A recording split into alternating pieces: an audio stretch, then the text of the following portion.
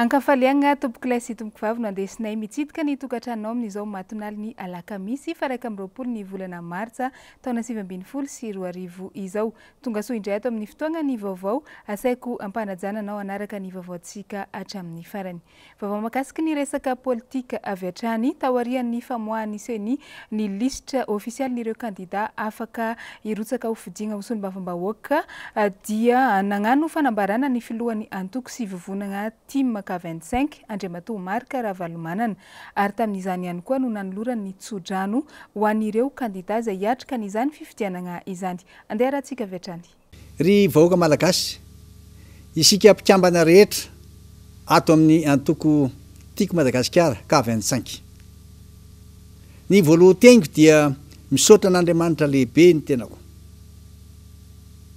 Satria dia nomeny an'ity fotoana ity ahafahako milaza aminareo fa manana didy sy andraikitra tsika eto amin'ity firenena ity. Nomeny tombonandro isika ary nomeny fahasalamana. Ka dia atolotrika azy ny dera sy ny haja ary ny voninahitra. Mijio reto ao androany. Ilaza aminareo amin'ny fomba ofisialy fa dia nandrotsaka kandida 100 mahery isika manerana Madagasikara. Ary io kandida zay ho solombavam-bahoaka dia efa tena natao daholo zay sivana rehetra izay mendrika sy sahazana izy ireo. Dia lany soamatsara izy ireo ho kandida ny tiako Madagasikara ary hitondra ny faneva zany atokontsika izany. Ho anareo kandida, andraikitra lehibe no sahaninareo. Tsy ho député mpanangatanana fotsiny ianareo fa tena anatona ny vahoaka hiaino azy, hifampidinika aminy, hijery zay masoa ary indrindrindrina anatanteraka zay teny fanomezana. Manana ny vinam-piarahamonina isika izay efa matimatesantsika ho tanterahany zany. Ka dia mino aho matoky aho fa anao zany ampamendrehana ary hijoro ampamarinana.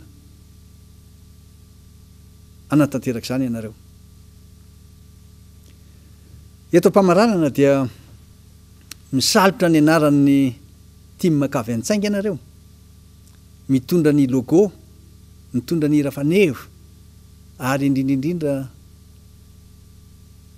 azo andreo fanampiana sy fampiofanana zay ho atao.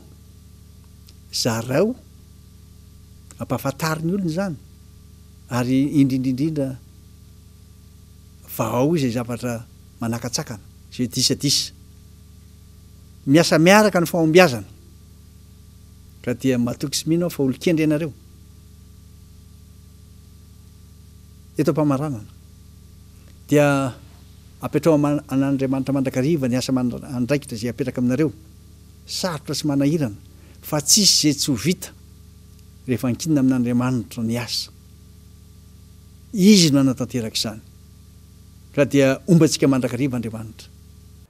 Manoloagna izay indrindra dia miisa 100 mahery ny isan'ireo kandida izay natolotry ny antoko tiako Madagasikara afaka handray anjara amin'ny fifidianana solombavam-bahoaka izay ho tanterahana ny 17 ny volana May ho avy izao.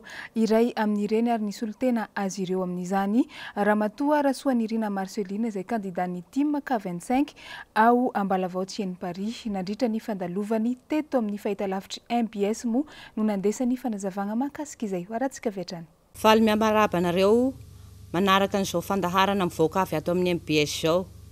Ny tegnako izay mitarogna androany moa zany dia Madame Rasoanirina Marceline, kandida natolotsy ny tiako Madagasikara ho ao Ambalavahoatsy Paris. Ity misangagna eto misy olo-tegnanay 100 mahery mianadahy mianaka kandida ny tiako Madagasikara. Ny teny ataoko androany dia matokisagna ao dada voarainay zay tarognanao zay. Sa andraraka ilombiandohagnay ary agnay reo dia mampagnategnanao fa sa ho député mpanangatagna fotsiny ka hagnaraka zay raha rehetra tarognin'olo zao fa mba hanagna ny hevitsinay manokagna agnay ary ny hanagna ny hazon-damosinay.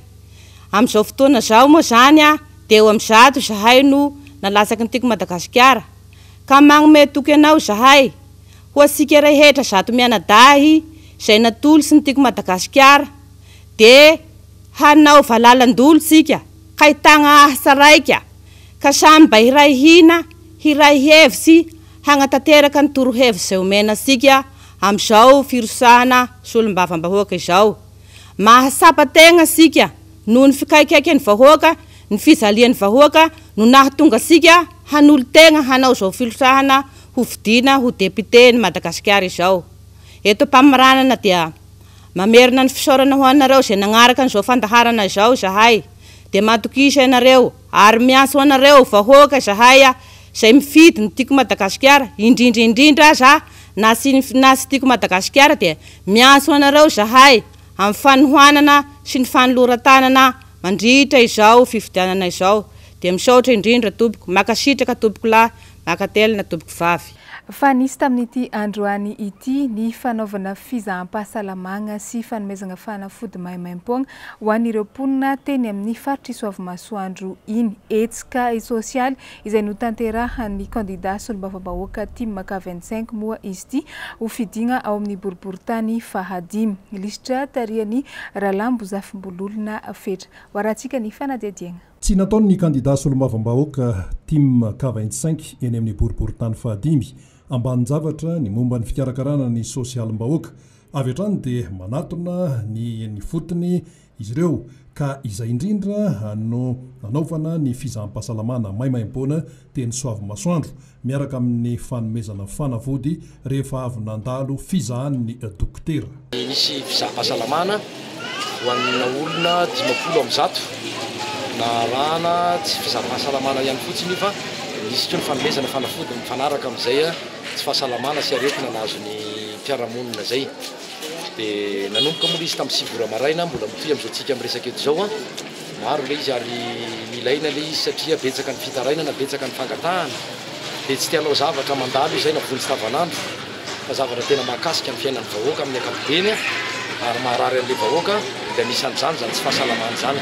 Midadasika ny boriboritany fahadimy ary misy ireo toerana izay be mponina ka anisan'izany i Soavimasoandro nahatonga ny candidat solombavambahoaka Timaka 25 boriboritany fahadimy anao ny asa sosialy teny amin'ity faritra ity. Anisany ataontsika hoe fokotany tena be mponina eto amin'ny boriboritany fahadimy zany Matonia sy Soavimasoandro izay ny antony no natonanay amin'ny vahoaka ity fotony ary tena tsapa zany fa karazany hoe fanamaivanana lehibe hoan'ny vahoaka ny fanatonana aty satria misy amin'ireo vahoaka ireo noho ny fahasahiranana sy ny ataontsika hoe problema maro isan-karazana olana maro isan-karazana mianjady aminy dia tsy mba afaka korina dia hoe manatona tompo-pahasalamana fahasalamana sy mitady fanasitranana ary noho ny fahasahiranana maro isan-karazana ka zay ny antony safidiananay ny fokotany Soavimasoandro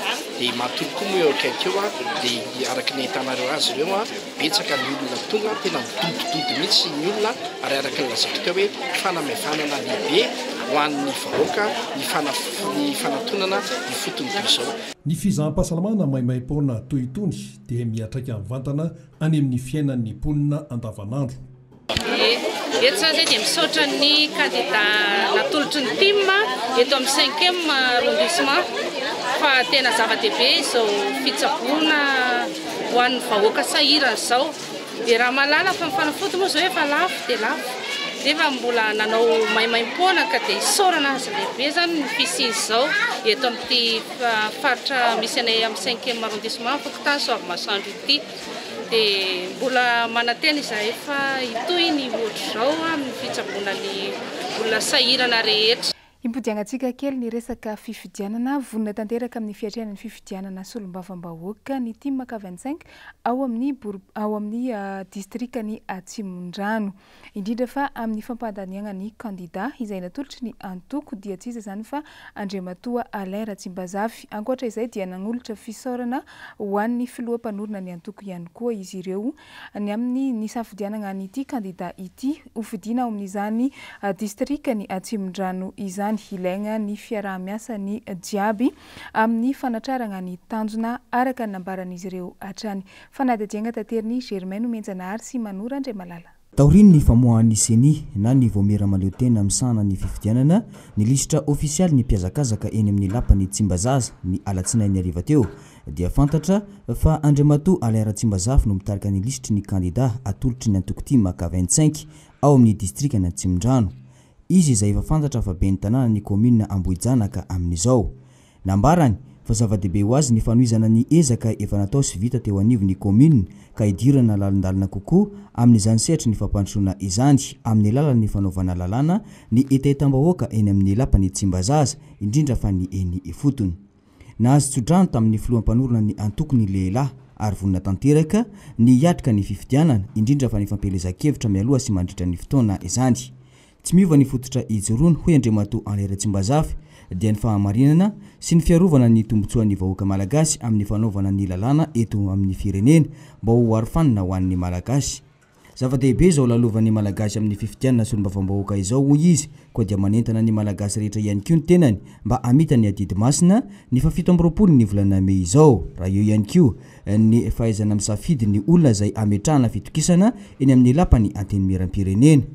Nanamafy moa ny mpikambana eo anivon'ny Tima ka 25 Tsimdrano fa vonina tanteraka ny iara-iasa amin'ity candidat izay atolotry ny antoko ity ary fisaorana hoy izy ireo no atolotra ho an'ny filoham-panorona ny antoko dia Andriamato Markaravalomanana tamin'ny fametrahana ny fitokisana amin'ity candidat ity. Tsara moa ny manamarika fa toerana roa ny solombavambahoaka ao amin'ny distrika na Tsimdrano amin'izao fifidianana solombavambahoaka izao. Vaovao ny sosialy niditra tamin'ny fandrodanana ny trano androany ny commune Antananarivo renivohitra teny Maroroa Antsibazaza no ny tsy fanarahana ny lalàna izay nisy eo. Vaovao tateriny Rina Rabe Mananjara. Trano tsy nazahoana fa azo-ndalana fanorenana, trano ina iteradoza eo manodidina. Izany no tsy maintsy narodana androany tetso Maroroa Tsimbazaza. Raha ny nambarany teo anivon'ny commune Antananarivo renivohitra tomponantoka teo amin'ny fanapahan-kevitra manao ny ampanarahan-dalàna ny beso maro rehefa nisy ny fitarainana nataony manodidina raha nisy firodanana voalohany ny ilany izany trano izany ny taona 2024 ka nanaovana fampitsaharana ny fanorenana. Tsikatra ihany koa nandritra ny fitiliana izay natao tao anatin'ny trano ny fisian'ny tritra sy mivava ao anatiny ny hamandona manambara ny fahalemen'ny tany nanorenana ity trano ity. Teny an-toerana nanao ny fandravana ny sampana mpamonjy-voana eo anivon'ny tanàna Antananarivo renivohitra ary teo ihany koa ny mpiasa eo anivon'ny commune. Ijanonantsika izay resaka sosialy izay mitaky finiavana ny ady amin'ny tsy fanjarian-tsakafo eto Madagasikara hoy ny mpanolontsaina manokana ny PAM avy amin'ny firenena mikambana izay mandalo mitsidika ny Madagasikara amin'izao fotoana izao. Raha ny nambarany hatrany dia mbola marefo tanteraka i Madagasikara eo amin'izay ady amin'ny tsy fanjarian-tsakafo izay. Mbola nampiny ihany koa moa fa tsy ny mpanohana no tsy vonina fa i Madagasikara mihitsy sy ny mpitondra no tsy manana n'izay finiavana iady amin'ny tsy fanjarian-tsakafo izay. Vaovao tateriny Germaine Menjanary sy Manu Randriamalala. Mandalo sy mitsidika eto Madagasikara ny princesse Sara Zaid avy any Jordana izay mpanolontsaina manokana eo anivon'ny fanjarian-tsakafo maneran-tany ao anatin'ny firenena mikambana na ny PAM Programme Alimentaire Mondial. Isan'ny nambarany fa tsy dia misy ny finiavana iady amin'ny resaka tsy fanjarian-tsakafo ny fitondrana eto Madagasikara. Tsapy izany hoy izy nandritry ny fitsidiana natao tany amin'ny faritra atsimo iny toy ny tao amin'ny tanàna ny Ambovombe sy ny tanàna ny Ambosary.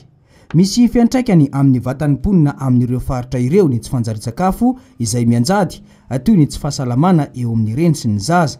Na dia misy aza ny fahavononan'ny mpamatsy na ny mpanohana iadina amin'ity tsy fandriam-pahalemana ara-tsakafo ity dia ny finiavan'ny fanjakana eto Madagasikara mihitsy no tena fototra amin'izany. Tonga eto ny princesse ny Jordanie nandalo teto amintsika mahaliana azy manokana zany fahasalaman'ny reny sy ny zaza tafiditra ao anatin'izany ny fanjarian-tsakafo ka tonga teto izy zany ny jery ifotony ny zava-misy eto amintsika sy ny fampitafitafa ihany koa ny fampidinika tamin'ireo mpietsehitra rehetra amin'ny ady amin'ny tsy fanjarian-tsakafo eto Madagasikara dia nanome ohatra moa izy teo ny lasa izy fa misy ozy izy ny ataontsika hoe mety misy tokoa izy ny tsy fanjarian-tsakafo eto amintsika ary afaka atao tsara ny misoroka mandresana zany tsy fanjarian-tsakafo zany a fa ny ezaka zany mila ampitomboina ary izy moa zany le nilaza fa vonona hitondra n'ilay zavatra hitany taty amin'ny fampahafantarana na ny eto toerana ny any ivelany ny zava-misy hitany taty amintsika.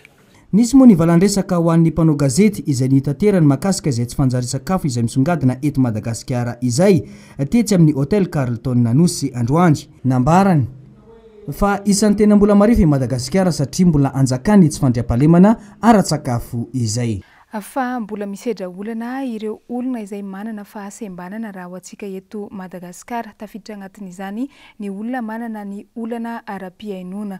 Araka ny anambara dia ny fanilikiliana eny anivon'ny fiarahamonina no anisan'izay olana goavana sedrainy ireo olona manana olana ara-piainona izay ary tonga hatrany an-tsekoly sy hatreny amin'ny sehatry ny asa aza izay fanilikiliana izay. Azo tsaboina tsara nefa izay olana ara-piainona izay na dia mbola lafo aza ny sarany izany. Vavoatateriny Jessica Miray sy Mathieu Prince. Mahatratra valo hetsy eo amin'izao ny olona manana olana eo amin'ny fiainona eto amintsika raha ny antotanisa ny taona 2000.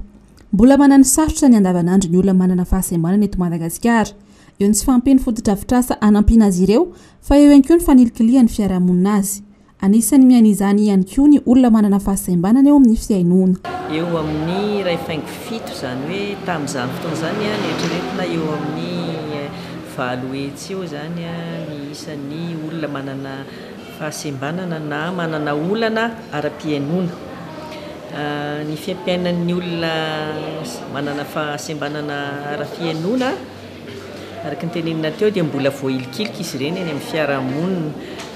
Ny ankabeazany koa moa zany tsy fantatry ny olona loatra raha tsika zao miaraka eny dia nijamba fantatritsika fa mitondra tena fotsy fa ny olona tsy maheno tsy dia hitan'ny olona loatra dia somary na sahirana ary izy tsy dia misy manampy loatra eny amin'ny lalana raha misy zavatra manatrika aso ohatr'izao fotsiny dia raha vao tsy misy olona mahay teny tanana ao amin'le izy manazava aminy zao ny tenen'le olona mandahatra ery aloha zany zany fahasahiranana be ho an'ny olona zay zany ny iainany andavanandro nefa matetika tsy tsapan'ny fiarahamonina loatra ankoatr'izay le araka ny tenen'ny madame Lila teo fanilikiliana any ampianarany somary sahirana ny asa ny olona mandray azy asa moa tsy betsaka ny orinasa ngamba ny andray olona manana fahasembanana.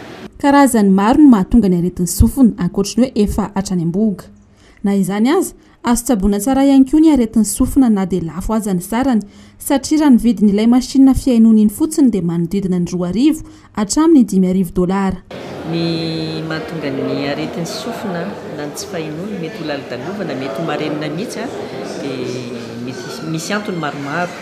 Eo aloha le anankiray voalohany le hatrany am-boka iny moa zany dia mety hoe malformation tsy hitomombana tsara ny fiforoana ny sofina dia mety mahatonga n'le tarazo zany aty aoriana tsy maheno ny sofina na tena na laladalovana na tena tsy maheno mihitsy marenina osintsika.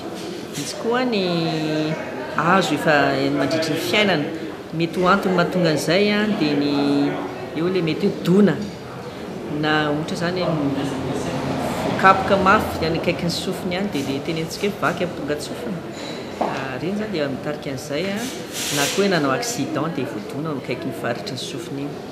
Io koa mety ho azo avy amina aretina nandritry ny fiainana teny ohatra hoe raha matetika mararirary eo amin'ny tenda na mararirary amin'ny nify sy atovavany dia mety hitarika aretina any amin'ny sofina le izy.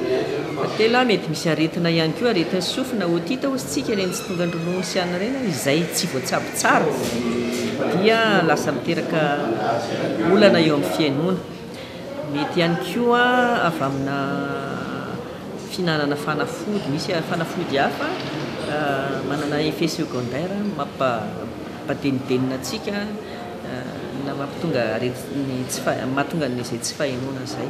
Izany ny antony dia ny fiainona tabatalava koa lasa somary ambany ny fahinona rehefa avy eo satria zatra n'iny foana tabalava io fiainona io écouteur lava mijanonao anaty sofina io sy non ny aretin'ny sofina ne raha ohatra le azonao taty arina zany tsy eny e na nazo tamin'ny taloha hoe misy malformation koa rehefa misy mifandidiana ny chirurgie dia efa hain'ny mpandidy eto amintsika ny manamboatra ny sofina iny fa misy koa ny fitsaboana tsara indrindra aloha dia ny fisorohany zay angambany a mila apetraka mihitsy satria azo soroana daholo ny akabiazan'ny antony a mahatonga ny aretin'ny sofina. Ho fanampina ny olona manana fahasembanana eo amin'ny fiainona izay indrindra dia misy ny famolavolana tetikasa ampiarina eto Madagasikara izay vatsy ny fikambana ny raisam-pirenena vola. Dia ny maheno zany dia ao anatin'io tetikasa io a zay efa nahatra 3 taona zao mbola hitohy mandritra ny 3 taona ho avy ao zany no hanomezana lay fanampiana samihafa fiarah-miasa fanaovana ny fanofanana fanaovana fanatsarana ny reny klinika reny fotodrafitrasa sy ny ohatrohatran'izay fanatsarana zany ny soins izay amena ho an'ny olona zay mba eo amin'ny mba amin'ny resaka sofina zany. Tsara hatrany ny mampatsiahy fa azo atao tsara ny misoroka ny aretin'ny sofina raha toka tsy hatrany amboga. Tsy misy fitsaboana tsara mihoatra ny fisorohana ihany koa.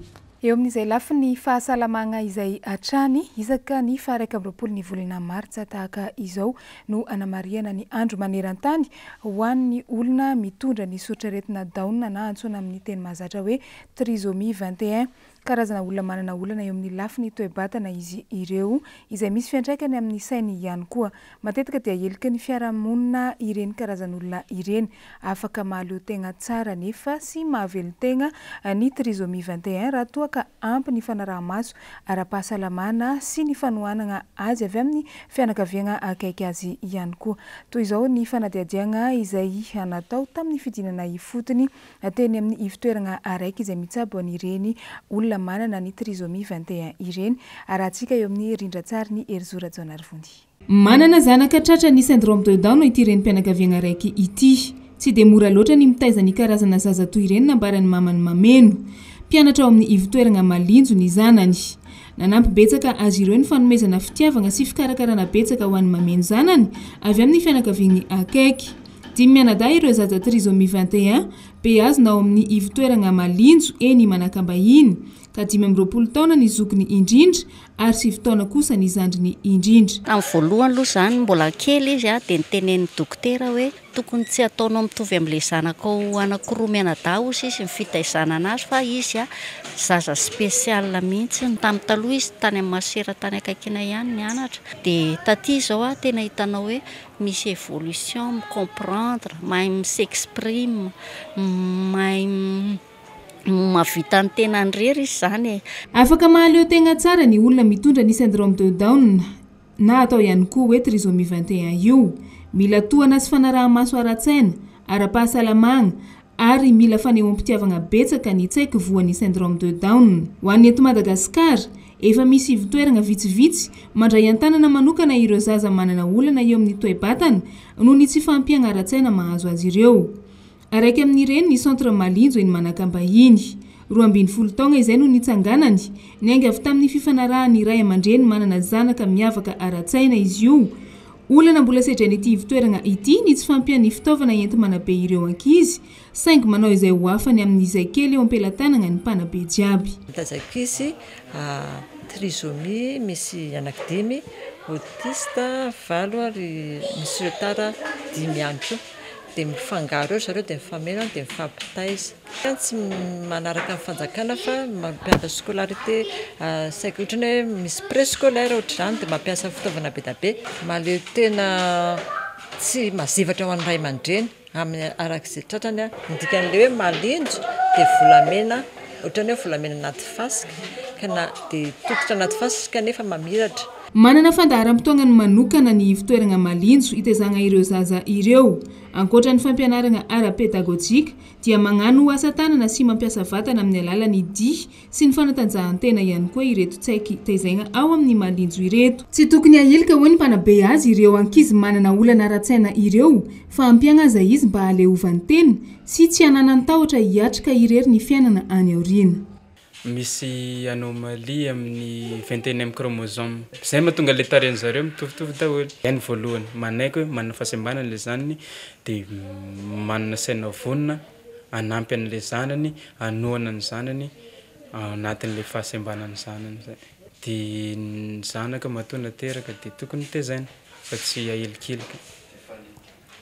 Dia ekena hoe manana fahasembanana le zanany. Miavaka ny olona tratra ny syndrome de Down na antsoina ihany koa hoe trisomie 21. Tsy aretina izy io fa toetry ny vatana, vokatry ny tsy fahatomombana ny chromosome fa 1/20 mandrafitra ny fototarazo na ny genetika ny olo araiky eo am-piforonany.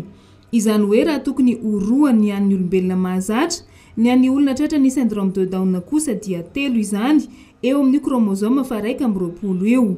Tsy fantatra mazava eo anivon'ny tontolo ny fikarohana ara-tsiansa maneran-tany ny antony tena mahatonga ny trisomie 21.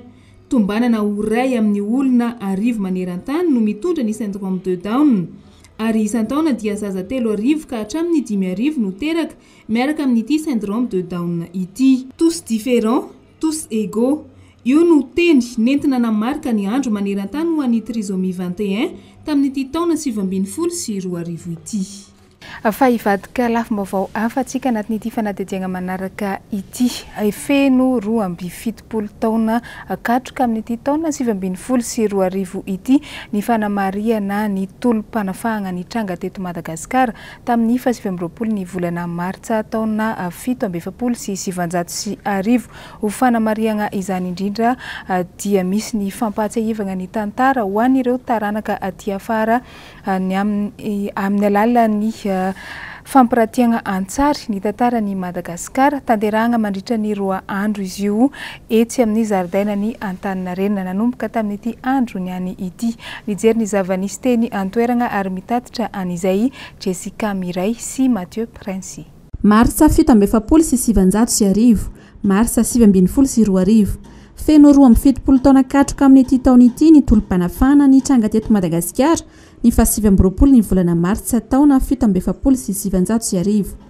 Raha ny ankamaroany malagasy, vitsy ny mahalala ny zava-nisy ny tranga marina tamin'ny vanim-potoana io. Tsara nefa ny manamarika fa ny tolom-panafahana dia efa talohan'ny 20 Martsa no nikonokonoiny ny malagasy ity tanindrazana. Toy izao manaraka izao ara ny zava-nisy ny tranga marina tamin'izany. Dia teto Madagasikara moa zany araka ny hitantsika eto amin'ny fampiratiana eto dia efa nanomboka ny taona taloha, ny taona alohan'ny 1770 no nisy ny tolom-panafahana nataon'ny malagasy. Nanomboka zany tamin'ny Menalamba, ny Sadiava, ny VVS ary izay vao ny forona ny tamin'ny fomba ankolaka sy miafina, ny fikambanana miafina izay ataontsika hoe fantatry ny rehetra hoe Jinya sy Panama. Ireo dia ny forona tamin'ny taona ny Panama ny forona tamin'ny taona 1770 ary ny Jinya dia ny forona ihany koa tao aorianan'ny foronan'ny Panama fa ny tanjon'zareo no samihafa.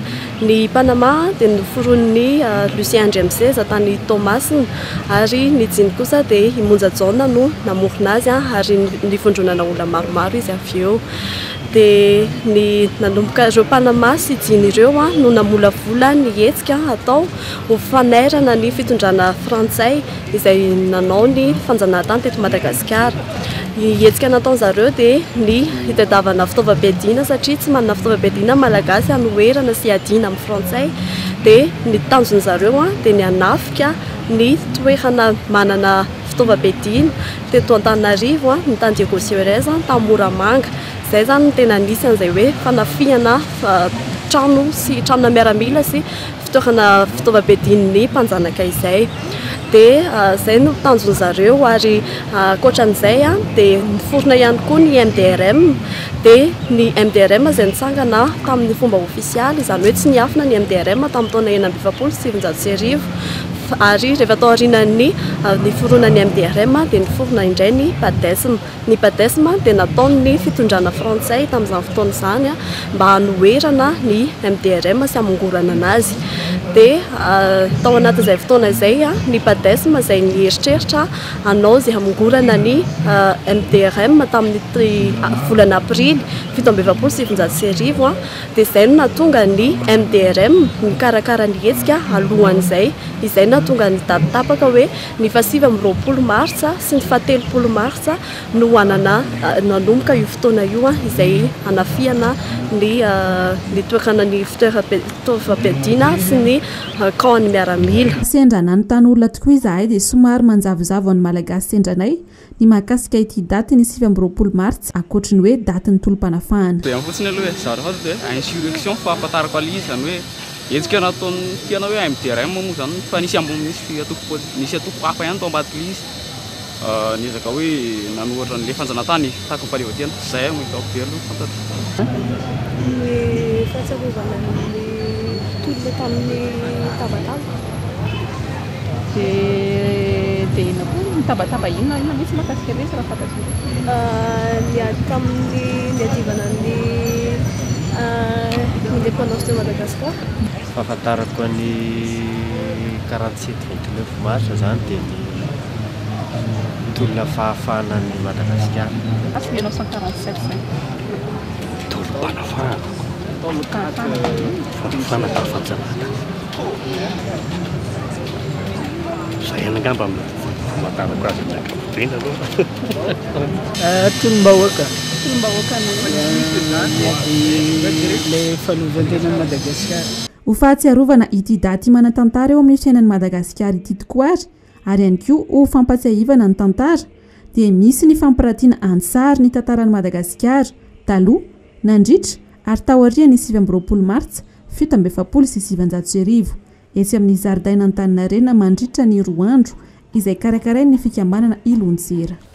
Lafiny zavakanto kosa indray tsy diso anjara tamin'ny fanamariana ny andro maneran-tany ho an'ny poezia ny mpanakanto poeta teto Madagasikara tetsy amin'ny IKM moa no anisan'ny ambim-pionan'izy ireo tamin'ity andro niany ity ny famotoagna teny ireo mpanakanto poeta ireo isan'ny nampiavaka ny fankalazana tamin'ity taona 2010 sy 2020 ity ny fitetezana vohitra izay nataon'izy ireo tamin'ny izany akon'izay vavao-zay tateriny Germain Menjanahary sy Manora Andriamalala. Ambohim-pionany ny mpiantsatononkalo ny tetsy amin'ny IKM Mantsahavola androany fanamariana ny andro maneran-tany ho an'ny poezia no nivondrona ny mpanakanto sy ny mpanatalenta teny amin'ny ity toerana ity. Nisy arak'izany ny fiantsanatononkalo izay natao teny antoerana ankoatra ny seho maro samihafa.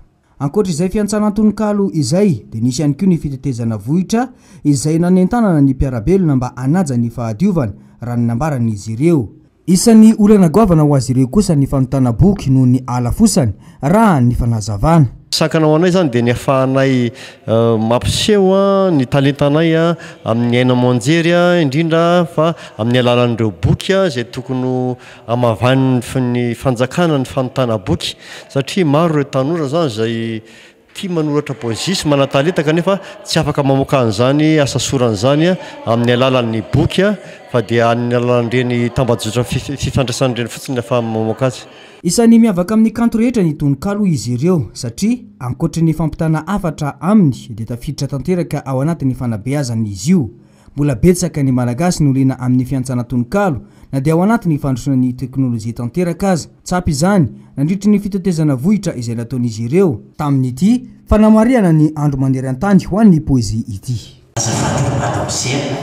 Kalatsina raha manelingely fa misy resaka ty bolasaina ka miangafo matsoampy finaina.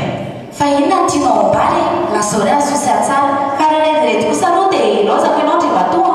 Azafady eneritiana mba ianohy ty fiakaviny tsy hoe retirety natao imezana fa ianao mba iriko taona tehezany. Ahoana tsara hoe andre matoa? Zao ta voalohanay tamanao serana dia eky volana fa ianao fanamperana. Dia iny vaovao ny kanto iny ihany koa tompoko lasy tompoko vavy no nandesitsika nanakatona ny fampalalam-baovao teto amin'ny MPS tamin'izao matonaly izao isaorananao nanaraka izany hatramin'ny farany amin'ny magnaraka indray ny fotoagna amezako anao eto amin'ny fampalalam-baovao hatrany mametraka ny veloma mandrapitafary tompoko lasy tompoko vavy.